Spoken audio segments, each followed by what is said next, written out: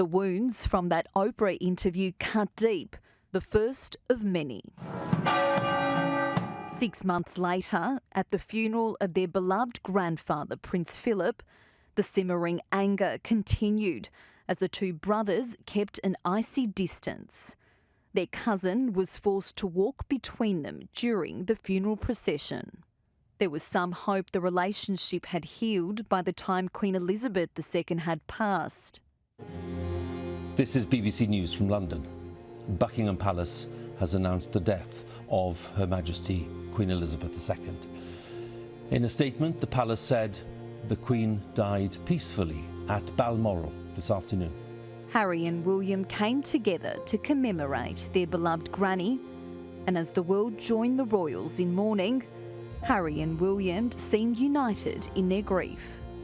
I did think that when the Queen passed and we saw the Fab Four all together again, I did say this is fantastic, reunited again, and I thought maybe this is a chance for them to, you know, I assumed that they'll be talking and that maybe it'll be a chance for them to work things out. And the King made that famous speech where he actually talked about Harry and Meghan, and it was almost kind of giving them an olive branch, you know, making it clear that they're part of his family.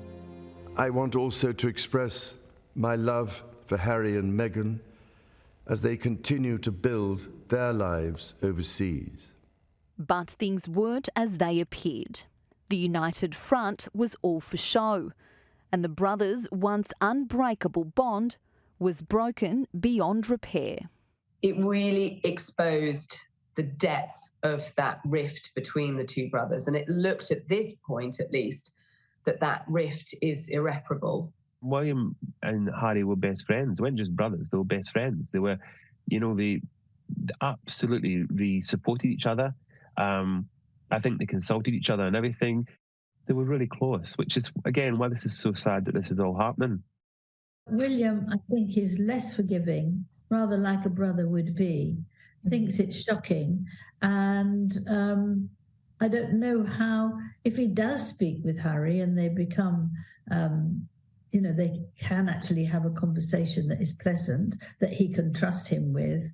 I don't think it will ever get back to the warmth that they had earlier. He was famously thick as thieves with his own brother for so many years. And the fact that Harry said that he was left distraught and damaged by the fact that he felt that his brother had betrayed him by going against him and briefing like their parents did throughout that really toxic period after the breakdown of their relationship is really irreparable. Harry revealed on Oprah and his Netflix series, jealousy within the royal family was a key cause of things turning sour. The issue is when someone who's marrying in, who should be a supporting act, is then stealing the limelight or is doing the job better than the person who was born to do this. That upsets people. It shifts the balance. In his book, he writes of the friction about his father.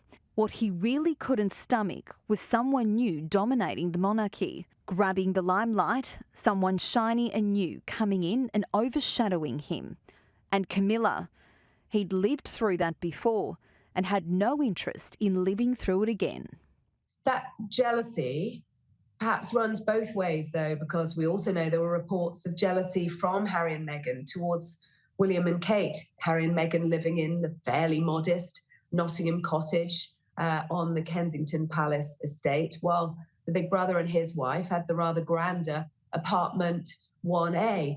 Were they not happy to play second fiddle to the more senior brother and his wife? Well, Harry and Meghan is suggesting that there was issues within the family because they were doing the job better. It is frankly ludicrous because, you know, it stands to reason that that William and Kate would have wanted them to be part of the family, because by the very token of them not being there, their workload has doubled. They've got an awful lot more on their plate by Harry and Meghan leaving the family. Indeed, you know, William is going to be the king. He's the one going to be meeting world leaders, doing the statesman-like jobs. And I don't think at all he was ever interested in a popularity contest. So again, it's one of these convenient truths by Harry and Meghan that have been put forward, which you know, don't really fit the true narrative as it should be told.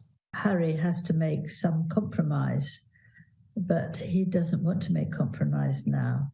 I think that, he's always felt William's got more than me because he's going to be king.